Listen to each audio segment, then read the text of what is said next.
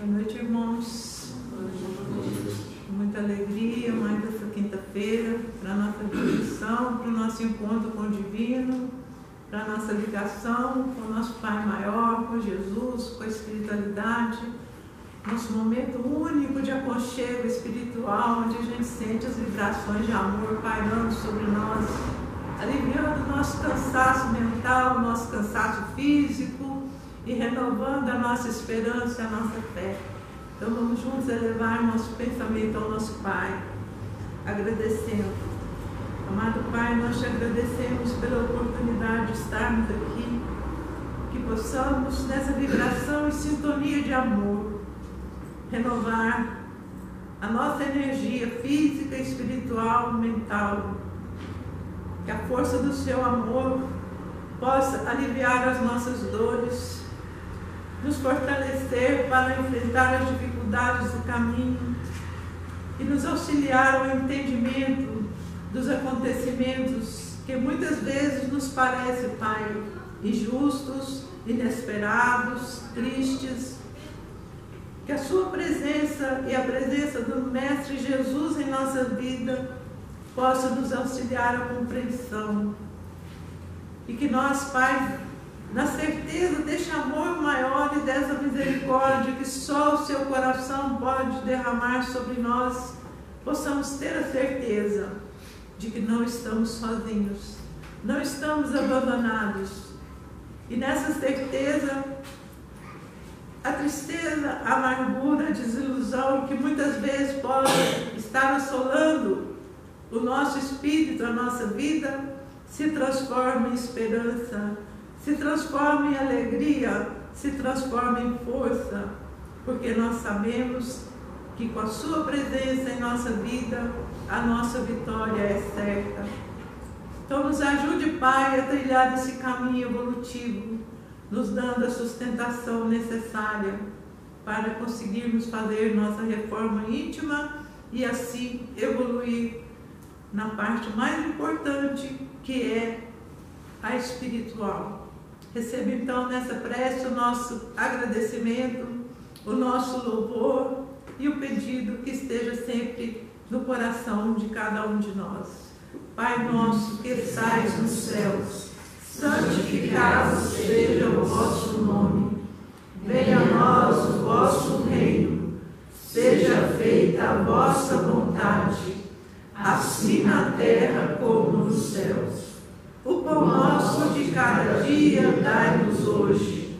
Perdoai as nossas ofensas, assim como nós perdoamos a quem nos tem ofendido.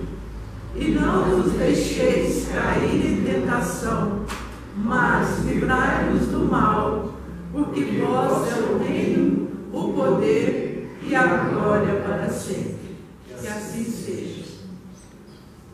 Bom, irmãos, reflexão de hoje, um tema assim que a Ivone se acha assim pequena, sem conhecimento para falar, mas me foi intuído muito falar de Deus. Quem sou eu para falar de Deus?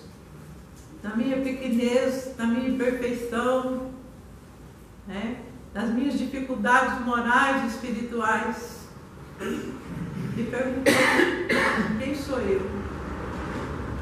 Me veio no coração que eu sou também uma criatura divina e um pedaço desse Deus habita em mim.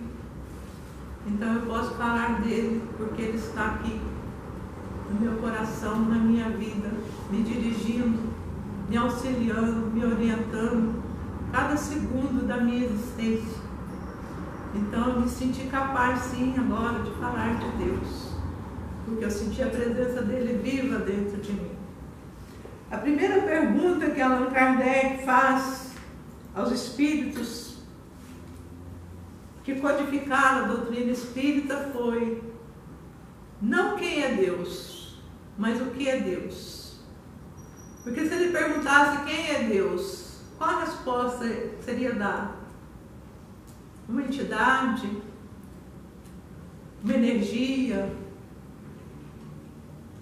Um poder? Mas ele perguntou o que é Deus. E eles responderam: causa primária de toda a existência, de todas as coisas. Causa primária de todas as coisas. E aí a gente vê a imensidão de Deus. E aí a gente vê o poder de Deus. E aí a gente pode compreender o quanto é importante crer em Deus. O quanto é importante vivenciar a nossa fé nesse ser maior que tudo. E agora, irmãos, mais do que nunca, esse Deus tem que estar presente na nossa vida. Porque nós já sabemos que Ele é a causa primária de todas as coisas. Então nós não temos que pôr nada à frente dele. Nós temos que pôr Ele à frente de tudo. E como Deus é incompreendido por nós, e como nós temos uma pequena noção do que é Deus, porque nós fizemos um Deus humano, adaptado às nossas necessidades, para fazer a nossa vontade. Um Deus que nós, pedichões que somos, ficamos sempre a rogar por alguma coisa. Que nós delegamos a Ele a solução de algo que cabe a nós resolver. Um Deus que a gente faz permutas com Ele. Eu te dou alguma coisa, eu mudo alguma coisa em troca de que você me deu alguma coisa. E quando esse Deus que nós criamos para o nosso bel prazer não realiza aquilo que nós queremos, o que acontece conosco? Nós simplesmente riscamos esse Deus da nossa vida. Nós simplesmente nos encolarizamos com esse Deus, ficamos com raiva dele. Irmãos, alguma vez aqui alguém já sentiu raiva de Deus? Já ficou contrariado com Deus? Já ficou decepcionado com Deus? Certamente que sim. Seria hipocrisia falar que não. Por quê? Porque esse Deus que nós ficamos com raiva, que nós não entendemos, que nós entristecemos com Ele, é o Deus criado por nós, não é o Deus verdadeiro.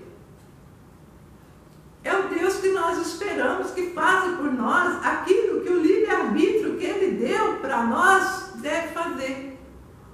E aí a gente vive esses momentos de angústia, esses momentos tristes, esses momentos amargos, que fragilizam o nosso espírito, que são a nossa derrota espiritual e moral.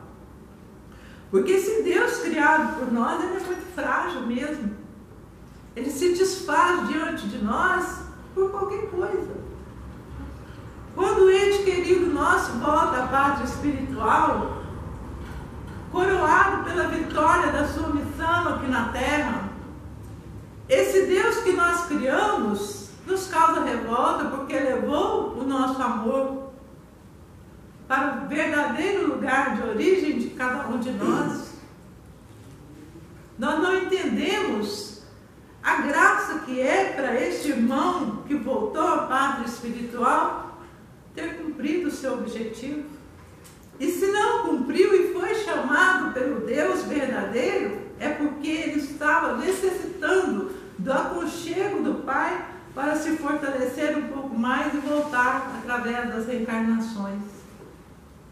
Esse é o Deus verdadeiro, não criado por nós. E nós precisamos conhecer o Deus verdadeiro, ter ligação com esse Deus verdadeiro e nos afastar desse Deus que foi a nossa criação, que foi fruto do nosso desejo. Porque esse Deus verdadeiro é que nos sustenta, Ele que nos mantém correndo vida fora, buscando tudo isso que nós estamos aqui aprendendo agora, buscando entender as suas leis, buscando cumprir as suas leis, buscando viver as suas leis. E nós tivemos o exemplo do Mestre Jesus aqui para nos ajudar.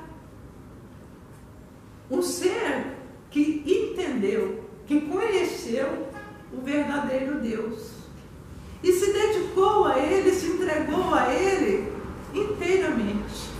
Por isso saiu daqui tão vitorioso na missão que Ele abraçou em nome desse Deus. Por isso, até hoje, depois de 2000 e tantos anos, a presença de Jesus é tão forte em nós. Por isso que ela representa para nós também esse Deus. Porque Ele entendeu realmente quem é Deus, o que é Deus. Ele entendeu que Deus é a causa de todas as coisas.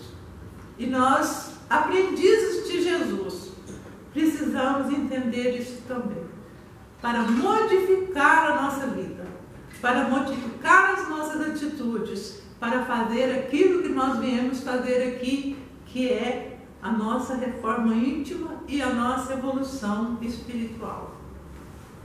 E quando a gente entende que esse Deus é a causa de todas as coisas, a gente começa a ter uma coisa que nós sempre estamos buscando e muito pouco conseguimos, que é serenidade. Quando nós entendemos o que Deus é realmente na nossa vida, vem para nós uma serenidade que nada abala. O que é serenidade? É calma. Serenidade é paz. Serenidade é equilíbrio. Serenidade é coragem. Serenidade é força. E nós, muitas vezes, perdemos a nossa serenidade por qualquer coisa. E nós precisamos nos agarrar à serenidade para realizar nossos projetos de vida. Porque se nós não fizermos isso, nós vamos viver sempre em total desarmonia por qualquer coisa. Porque é a serenidade que nos ajuda a pensar, que nos ajuda a entender, que nos ajuda a resolver, que nos ajuda a superar as dificuldades do caminho. Sem a serenidade, a gente faz muita bobagem. A gente magoa as pessoas, a gente fere as pessoas, a gente passa por cima das pessoas, porque a gente quer impor a nossa vontade, porque a gente quer realizar o nosso desejo, porque a gente quer ser soberano acima de tudo. E a serenidade nos ensina a ter a humildade, a perceber que nós estamos entrelaçados um com o outro e que nós precisamos entender uns aos outros, vivenciar o amor de um para com o outro e auxiliar um ao outro. Isso, a serenidade nos deixa enxergar claramente, e o desequilíbrio não. O radicalismo não. O fanatismo não. Irmãos, nós estamos precisando tanto de serenidade para enxergar a vida como ela é e modificar essas coisas que não nos agradam, que não é aquilo que foi proposto para nós realizar na nossa passagem aqui neste mundo. Então vamos olhar as coisas com serenidade. Quando nós somos testados diante de agressividades, diante de violência, diante de provocações, vamos ter serenidade, vamos manter a calma, vamos pensar antes de falar, antes de agir, antes de responder a ofensa, antes de tuitar lá a nossa resposta provocativa do Facebook, que não é a mesma que a gente quer dar. Antes de falar da opinião do outro, dar nossa opinião a respeito do pensamento do outro, que não é o mesmo que o nosso, vamos ter serenidade. Se aquilo não for o que eu penso, o que eu quero, não tenho aquilo como uma fonte de aprendizado, de vida. Vamos serenar, vamos respirar fundo. Para que entrar para dar resposta? Para que entrar para debater? Para que bater de frente com algo que a gente não tem nem necessidade de fazer? A serenidade nos faz pensar um pouco antes de agir. Mas ela nos falta muito. E dentro da nossa casa, então, que a gente tira a máscara, porque na sociedade, encontrando com pessoas que a gente fica 5, 10 minutos, 1 hora, 8 horas de trabalho, nós somos corteses, nós somos educados, nós pensamos, nós comedimos as nossas atitudes e ainda erramos muito, porque muitas vezes a gente não consegue segurar, a barra ali daquele teatro que a gente vive das boas maneiras e acaba brigando, porque acaba fraquejando ali naquela contenção do leão que está rugindo ali dentro de nós para responder, para brigar, para criticar. A gente fracassa, a gente acaba entrando na energia da briga, da confusão, da falta de educação com o outro, E dentro de casa, então, que a gente não precisa ser assim, que a gente não chega de qualquer jeito, que a gente chega em casa tão cansado, que você já chega tirando o sapato na porta, tirando, tudo que te incomoda, você vai tirando fora para você ficar livre daquela máscara que você usou em sociedade, para você se transformar no seu real dentro de casa. Porque dentro de casa, gente, às vezes é insuportável o ambiente que a gente tem. É uma brigaiada, uma falta de educação, é uma grosseria, uma falta de paciência, de serenidade. Em vez da gente falar, vou voltar para o meu porto seguro, a gente fala, vou voltar para o inferno. Chega em casa, tá aquela bagunça. Por que isso acontece, gente? Porque não existe serenidade em nós. Porque não existe serenidade em nós. Não existe a presença de Deus verdadeiro em nós. Está atuando em nós o Deus criado pelo nosso bel prazer, que permite a nós tudo. Aquele Deus conivente com as nossas dificuldades morais. Aquele Deus que fala assim que nós temos que fazer reforma íntima, mas faz do jeito que você der conta. Faz a hora que você quiser. Faz a hora que você perder a saúde, que você for obrigado a parar de beber, de fumar. A hora que você for obrigado a parar de comer com exagero. A hora que você for obrigado a parar de guardar tanta mágoa, tanto ressentimento, tanto ciúme, tanta energia negativa que você acumula, faz na hora que isso aí te obrigar a mudar de atitude. Esse é o Deus criado por nós. Agora o Deus verdadeiro espera que nós façamos sim a nossa reforma íntima, que a gente vá mudando sim, e Ele nos dá vidas e vidas para que isso aconteça. E nos dá esse sentimento chamado serenidade. Mas nós ainda preferimos o Deus que nós criamos. É mais fácil para nós. Porque o Deus verdadeiro, quando a gente conhece Ele de verdade, quando Ele chega na nossa vida, quando Ele se incorpora na nossa vida, a gente sabe que tem que renunciar a alguma coisa. A gente sabe que tem que renunciar ao nosso egoísmo, o nosso orgulho, as coisas fúteis, as coisas que não têm necessidade de estar em nossa vida, o apego exagerado ao corpo, aos bens materiais, à beleza e até mesmo aos afetos, porque o afeto exagerado, o afeto obsessivo, ele não é afeto, ele é posse.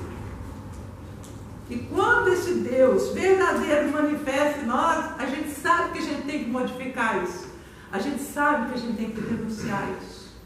E aí, quando a gente começa a vivenciar verdadeiramente esse Deus na nossa vida, a gente consegue fazer isso.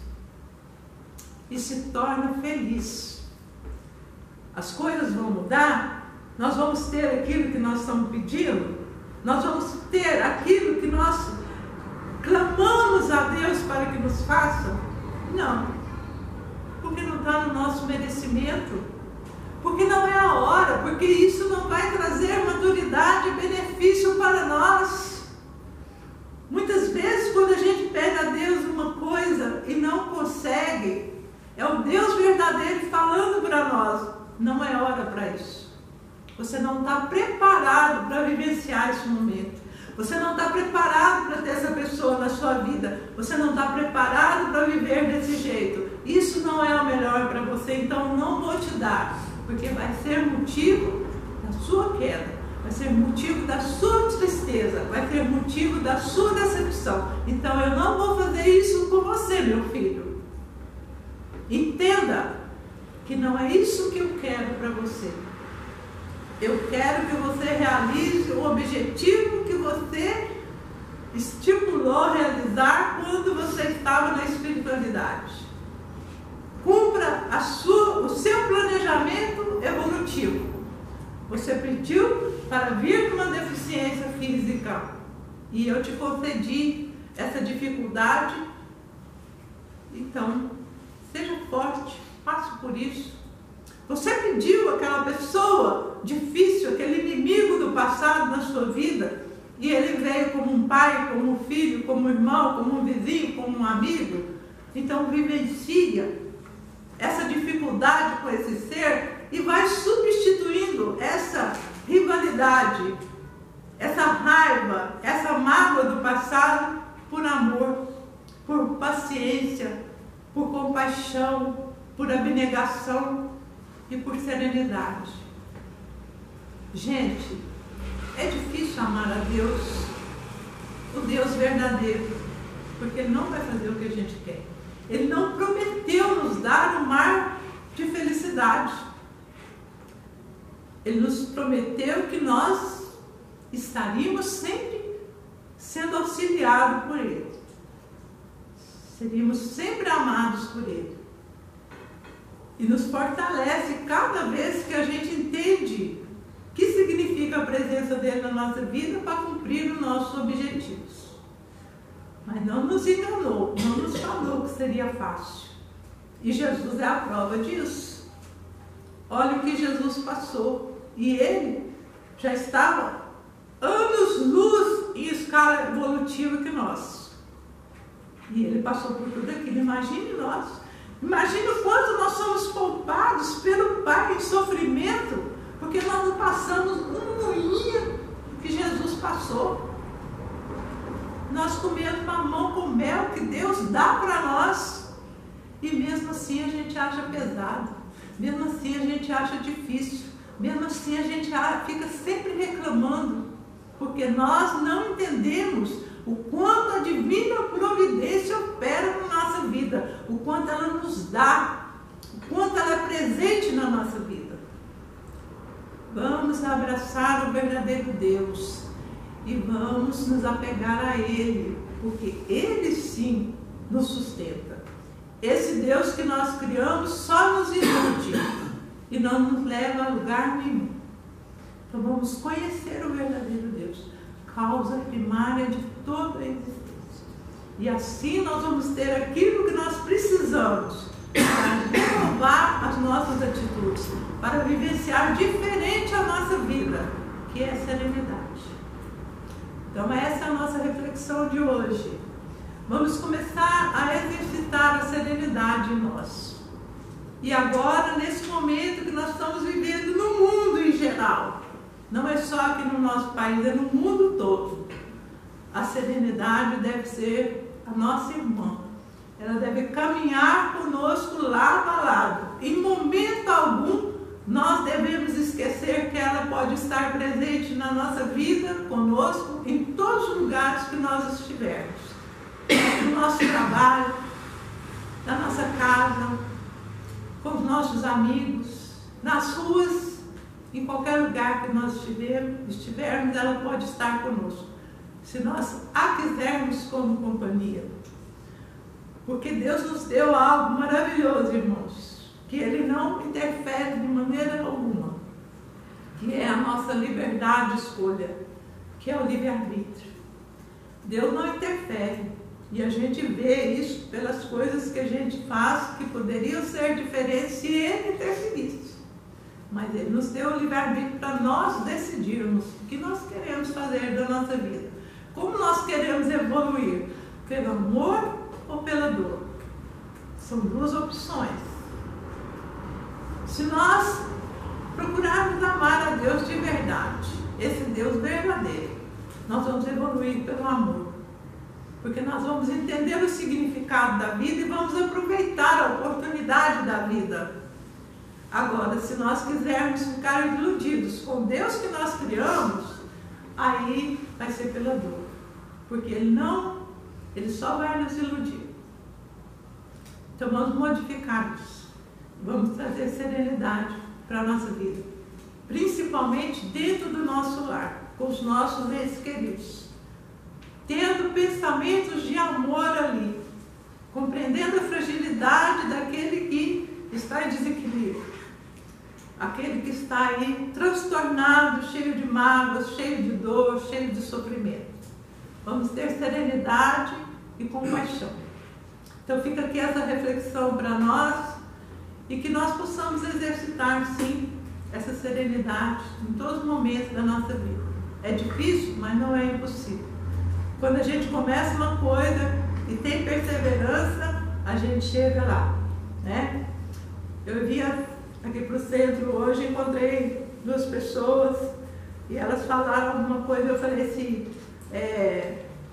a fé, a perseverança na fé nos faz alcançar a graça, né? Então, para encerrar, vamos terminar aqui com uma oração, irmãos, que nós poderíamos transformar ela no mantra. Todas as vezes que nós tivermos alguma dificuldade para entender, né, o significado de Deus na nossa vida e como agir, a gente fazer essa oração, que é a oração da serenidade.